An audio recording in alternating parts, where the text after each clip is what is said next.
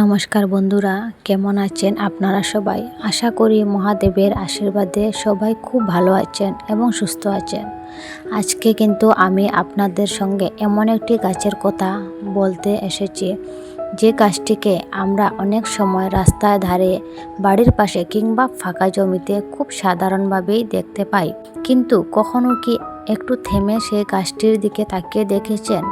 পাতাগুলো কেমন বড় বড়, ফুলগুলো কেমন সুন্দর, আর গাছের কোনো অংশে ভেঙে দিলে বেরিয়ে আসে সাদা দুধের মতো কষ। হ্যাঁ বন্ধুরা, আজ আমরা কথা বলবো সাদা আকন্দ গাছ নিয়ে। আর আজকের ভিডিওটা কিন্তু শুধু এই গাছ কি সেটা জানার ভিডিও নয়।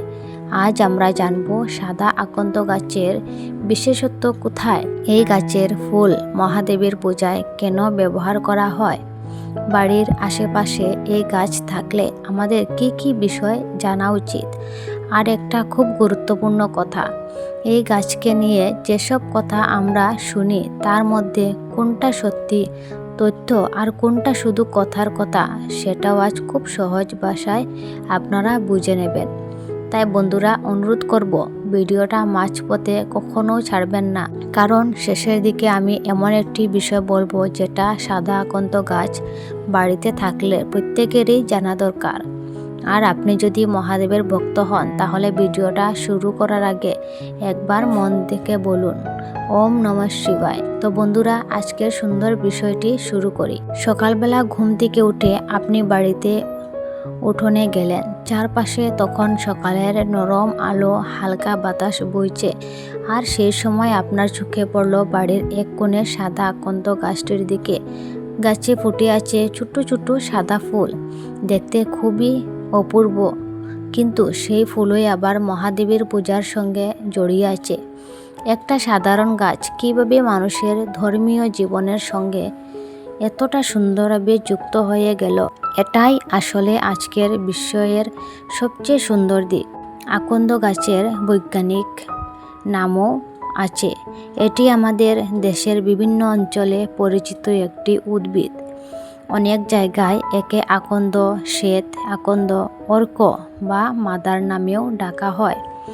গাছটির পাতা বেশ বড় এবং মোটা, ফুল ছোট হলেও দেখতে খুবই সুন্দর, আর গাছের কাণ্ড বা পাতা ভাঙলে যে সাদা কষ বের হয় সেটি এই গাছের একটি বিশেষ বৈশিষ্ট্য।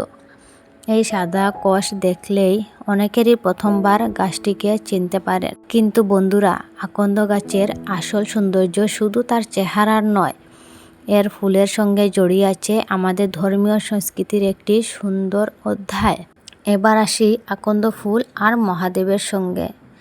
বন্ধুরা, আমরা সবাই জানি মহাদেবের পূজায় নানা ধরনের ফুল ও পাতা ব্যবহার করা হয়। তার মধ্যে আকন্দ ফুলের একটি বিশেষ স্থান রয়েছে। বিভিন্ন অঞ্চলে ধর্মীয় আচার অনুষ্ঠানে আকন্দ ফুল শিবের উদ্দেশ্যেই অর্পণ করা হয়। ভাবুন তো, একজন ভক্ত নিজের হাতে একটি সাদা আকন্দ ফুল তুললেন, ফুলটি পরিষ্কার করলেন, তারপর মহাদেবের সামনে রেখে দুহাত জোড় করে বললেন, হে মহাদেব, আমার মনটা শান্ত রাখুন, আমার পরিবারকে ভালো রাখুন। এখানে আসল বিষয়টি ফুলটি কত দামি সেটা নয়, আসল বিষয় হলো ভক্তির অনুভূতি। একটি ফুলের মূল্য তখনই সুন্দর হয়ে ওঠে যখন তার সঙ্গে থাকে শ্রদ্ধা ও ভালোবাসা। এই কারণেই আকন্দ ফুলকে শুধু একটি সাধারণ ফুল হিসেবে দেখলে এর সাংস্কৃতিক গুরুত্বটা বোঝা যায় না। এবার আসি আপনাদের সবচেয়ে গুরুত্বপূর্ণ প্রশ্নে, বাড়িতে সাদা আকন্দ গাছ থাকলে কি হয়? বন্ধুরা, এই প্রশ্নের উত্তর আমি খুব সহজ করেই বলবো। বাড়িতে একটি আকন্দ গাছ থাকা মানেই কোনো অলৌকিক ঘটনা নয়। এমন কথা আমি বলবো না কোনো গাছ নিজে থেকেই মানুষের ভাগ্য, টাকা পয়সা ও ভবিষ্যৎ বদলে দেয়, এমন কোনো প্রমাণ নেই। কিন্তু যদি আপনার বাড়িতে এই গাছ থাকে এবং আপনি মহাদেবের পূজা করেন, তাহলে এর ফল আপনার পূজার কাজে ব্যবহার করতে পারে। একটি গাছ আপনার বাড়ির সবুজ পরিবেশের অংশ হয়ে উঠতে পারে। ফুল ফুটলে বাড়ির সৌন্দর্যও বাড়ে। আর আপনার কাছে যদি এই গাছটি ধর্মীয়ভাবে শ্রদ্ধার হয়, তাহলে সেটি আপনার দৈনন্দিন ভক্তির একটি অংশ হতে পারে। গাছটির মূল্য আছে, কিন্তু সেই মূল্যকে ভুলভাবে অলৌকিকভাবে তার সঙ্গে দেখা উচিত নয়। বন্ধুরা, একটা কথা আমরা অনেক সময় ভুলে যাই। পূজার জন্য আমাদের অনেক কিছু দরকার মনে হয়। এটা লাগবে, সেটা লাগবে, এত ফুল লাগবে, এত উপকরণ লাগবে। কিন্তু ঈশ্বরের কাছে সবচেয়ে বড় জিনিস হলো মানুষের মন। আপনি যদি খুব সাধারণভাবে মহাদেবকে স্মরণ করেন, হে ভোলানাথ, আমার পরিবারকে ভালো রাখুন, এই কথাটা তো প্রার্থনা। তাই আকন্দ ফুল থাকলে আপনি শ্রদ্ধার সঙ্গে অর্পণ করতে পারেন, না থাকলে অন্য উপায়ে ভক্তি করতে পারেন। কারণ ভক্তি কোনো একটি ফুলের মধ্যে আটকে থাকে না। সাদা আকন্দ ফুলের দিক একটু ভালো করে তাকালেই দেখবেন ফুলটি খুবই ছোট, কিন্তু তার মধ্যে কি এত সুন্দর একটা গঠন। আপনি যদি মহাদেবের পূজা করেন এবং আকন্দ ফুল অর্পণ করতে চান, তাহলে খুব সহজভাবে করতে পারেন। প্রথমে পরিষ্কার হাতে ফুল সংগ্রহ করুন। ফুলে ময়লা থাকলে পরিষ্কার করে নিন। তারপর মহাদেবের সামনে ফুলটি শ্রদ্ধার সঙ্গে অর্পণ করুন। মনে মনে আপনার প্রার্থনা বলুন, হে মহাদেব, আমার মনকে শান্ত রাখুন, আমার পরিবারকে সুস্থ রাখুন এবং আমাকে সৎ পথে চলার শক্তি দিন। যদি আপনার বাড়িতে নিজে থেকেই আকন্দ গাছ জন্মায়, তাহলে প্রথমে দেখুন সেটি কোথায় বেড়ে উঠেছে।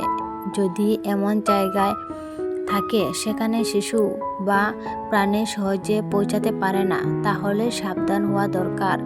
কারণ গাছের কষের স্পর্শই এড়ানো জরুরি। বাড়ির পথ আটকে দিলে বা বাড়ির কাঠামোর ক্ষতি করার মতো জায়গা জন্মালে প্রয়োজন অনুযায়ী গাছটি সরানোর ব্যবস্থা করা যেতে পারে। ধর্মীয় শ্রদ্ধা মানে এই নয় যে নিজের ও পরিবারের নিরাপত্তা উপেক্ষা করতে হবে, বরং প্রকৃতির সম্মান করার পাশাপাশি নিজের পরিবারের নিরাপত্তাও নিশ্চিন্ত করতে হবে।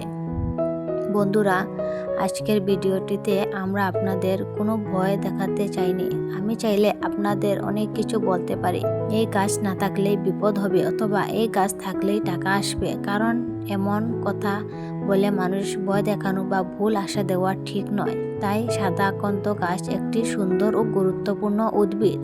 এর ফুল আমাদের ধর্মীয় সংস্কৃতিতে বিশেষভাবে পরিচিত। মহাদেবের পূজায় এর বিশেষ ব্যবহার রয়েছে। তাই আজকের ভিডিওটি যদি আপনাদের ভালো লেগে থাকে, তাহলে ভিডিওটি একটি লাইক করে দেবেন। আর আপনার বাড়িতে আশেপাশে যদি সাদা আকন্দ গাছ থাকে, তাহলে কমেন্টে জানাবেন। আপনাদের ভালোবাসা আর মন্তব্যই আমাদের আরও সুন্দর ভিডিও তৈরি করার অনুপ্রেরণা দেয়। আজকের মতো আমি বিদায় নিচ্ছি। সবাই ভালো থাকবেন, নিজের যত্ন নেবেন এবং সর্বদা প্রকৃতিকে ভালোবাসবেন। ভক্তির সৌন্দর্য বড় কোনো আয়োজনের মধ্যে নয়, ভক্তির সৌন্দর্য লুকিয়ে থাকে একটি আন্তরিক মনে। মহাদেব আপনাদের সকলের মঙ্গল করুক। হর হর মহাদেব।